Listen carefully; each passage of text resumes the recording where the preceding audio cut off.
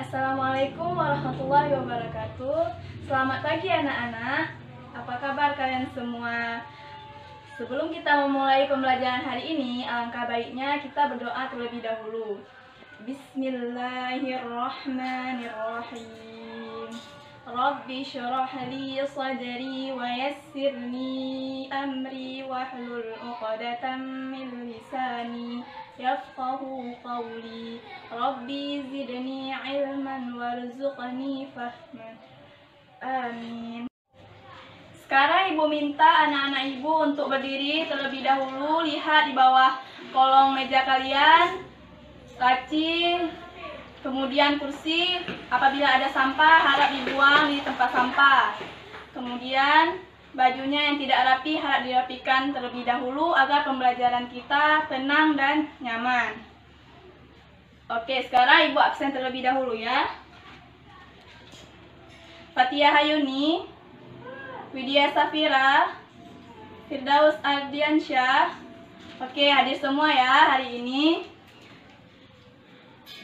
Nah, sekarang pernahkah anak-anak ibu terfikirkan ketika kalian melihat suatu video, pernah nggak kalian lihat ada penggaris yang digosokkan ke rambut yang kering, kemudian didekatkan dengan kertas.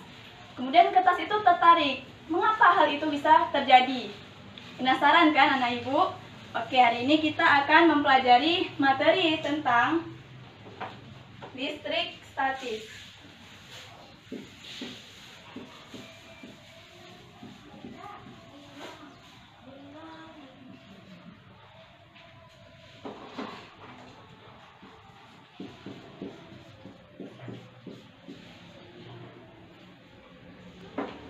Kenapa kita harus mempelajari materi ini? Tujuannya agar anak-anak ibu dapat menyebutkan contoh gejala listrik dalam kehidupan sehari-hari, dan juga anak-anak ibu dapat menjelaskan interaksi antara dua muatan listrik. Listrik statis adalah suatu kumpulan muatan listrik dalam jumlah banyak yang tidak mengalir atau tetap. Listrik statis ini timbul karena benda-benda yang berarus listrik saling berpautan tanpa adanya sumber daya listrik. Dengan kata lain, benda-benda tersebut dapat menghasilkan proton dan neutron tanpa adanya pembangkit listrik. Nah, apakah anak-anak ibu tahu atau pernah mendengar kata atom? Apa itu atom? Atom itu adalah dasar materi yang terdiri dari inti atom dan dikelilingi oleh elektron. Inti atom itu terdiri dari proton dan neutron yang dikelilingi oleh elektron di kulit inti atom. Suatu atom dikatakan netral jika jumlah proton di inti sama dengan jumlah elektron di kulit. Dikatakan bermuatan positif apabila jumlah proton lebih banyak daripada jumlah elektron di kulit, dan dikatakan bermuatan negatif apabila jumlah proton di inti lebih sedikit daripada jumlah elektron di kulit. Dari sifat-sifat muatan listrik tersebut dapat terjadinya interaksi.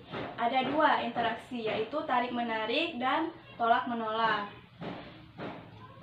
Ada tiga cara untuk mendapatkan listrik statis atau menghasilkan listrik statis, yaitu pertama dengan cara digosok. Contohnya adalah penggosokan kaca dengan kain sutra. Maka elektron dari kaca berpindah ke kain sutra. Yang kedua dengan cara konduksi. Apa itu konduksi?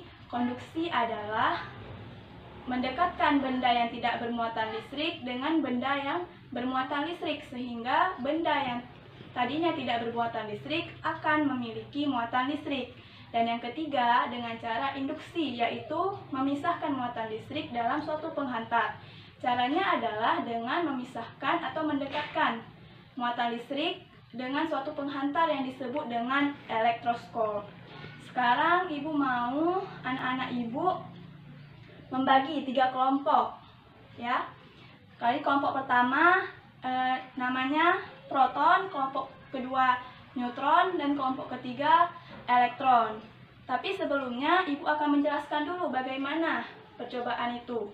Yang dibutuhkan dari alat dan bahannya adalah sedotan, kemudian ada tisu, ada botol plastik, dan serpihan kertas. Jadi sebelum kalian melakukan percobaan, ibu akan mempraktikkan satu percobaannya. Ya, kita lihat di sini ada sedotan, kemudian tisu, digosokkan secara searah.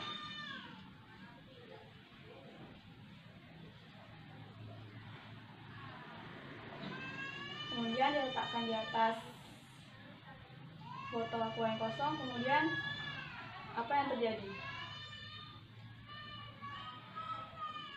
Setelah melakukan percobaan yang telah ibu lakukan tadi, sekarang ibu mau kalian melakukan percobaan dengan kelompok kalian masing-masing.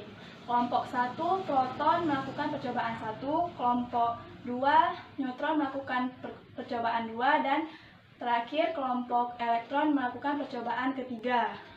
Setelah itu kalian catat hasilnya sesuai di LKPD kalian, dan setelah itu kalian presentasi ya masing-masing dari kelompok hasil dari percobaan kalian.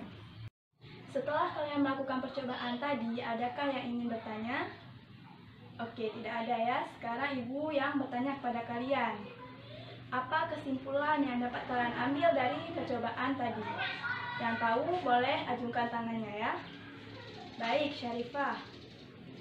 Benar sekali. Jadi kesimpulan yang dapat kita ambil adalah muatan yang ada pada sedotan plastik ketika digosokkan dengan tisu akan mengalami induksi, di mana dua benda tersebut akan saling tarik-menarik bila didekatkan karena muatan listriknya berbeda. Sedangkan dua benda akan saling tolak-menolak bila didekatkan karena jenis muatannya sama. Oke, sudah paham semua ya untuk pembelajaran hari ini. Untuk pertemuan selanjutnya kita akan membahas tentang hukum Coulomb. Ibu berharap kalian membaca materi tersebut di rumah ya. Ya, sekian untuk pembelajaran hari ini. Kita tutup dengan doa kafaratul majelis. Subhanakallahumma wa bihamdika asyhadu an la ilaha illa anta astaghfiruka wa atubu ilaik. Nahtafi bihadza. Wassalamualaikum warahmatullahi wabarakatuh.